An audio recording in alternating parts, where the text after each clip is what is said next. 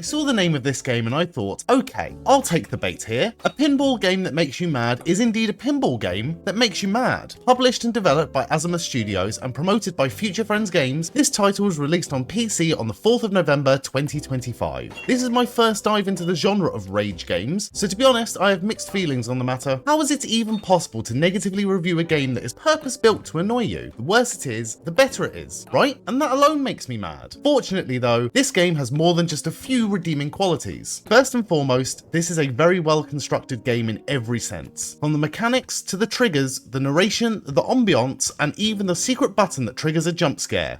Sorry, it had to be done. If I had to suffer, then so do you. Okay, let's start off with what this game is. Your character appears to be trapped in a ball and you need to use the flippers to propel the ball up the map through the carefully constructed pathways, avoiding the classic pinball machine obstacles and to the end of the map. Simple, right? No. I know I'm not the most skillful gamer, but it's hard. Like, really hard. But it is designed that way so the game has 100% done its job of delivering a challenging gaming experience. That being said, every time you feel like you've got a grip on things, the game has been designed to mess you up, and even at points will send you hurtling back towards the last checkpoint. These feel like real gotcha moments from the developers, and I couldn't help but tip my cap towards them and say, well done, you got me. However, there are points where if you get far enough into the map, after clawing and scratching your way back up after falling multiple times, the game will actually send you right back to the start of the level. Now this is absolutely fucking infuriating. One thing that takes the edge off this frustration is the game's soothing narration.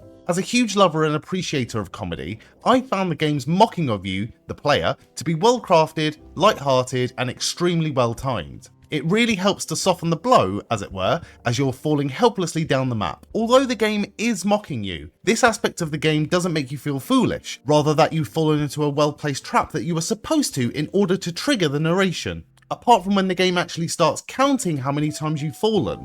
I did not appreciate that.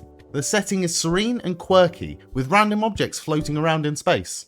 The music is soft, yet maddening. I do appreciate the calming music, although I found myself frustrated at multiple points in this game. If the music were any faster, I think I would have had a full-blown anxiety attack early on and closed the game. Speaking of which, a lovely little touch here is the game's exit option is appropriately marked as Rage Quit. Excellent work. The game will again scold you for going anywhere near it. The same goes with any part of the menu screens, in fact. My particular favourite was the controls. The controls are certainly the problem. Yep, definitely not you. No.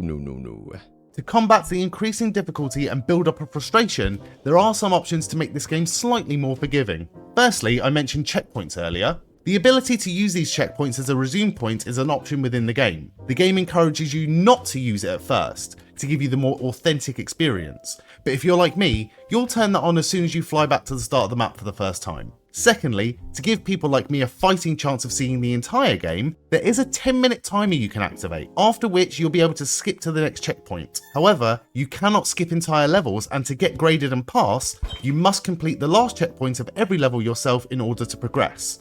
Which seems fair. Using checkpoints and skipping checkpoints will negatively affect your grading, so the incentive not to use them still remains. So let's get down to it. Would I recommend this game to you? Well, if you're looking for something to upset you over Christmas that isn't spending time with your family, then this game might be perfect. If you're a person who loves a mental challenge, a speedrunner, or just a glutton for punishment looking for a quick fix, then this might just be the game for you. This game would also fit perfect into a party scenario, challenging yourself against your friends to complete levels the fastest. This game might be more entertaining being watched rather than played, so if you want me to bring this game to my Twitch channel soon, please let me know in the comments so you can enjoy my suffering instead. The last thing I do want to mention is the game's hidden extra, which is a 10-part monologue from Devin Henderling of Azimuth Studios. A very cool addition, some interesting insightful thoughts from the mad scientist behind this game, and I would even go back and listen to them again. I really like this game, and for $9.99 on Steam currently, you will certainly get your money's worth.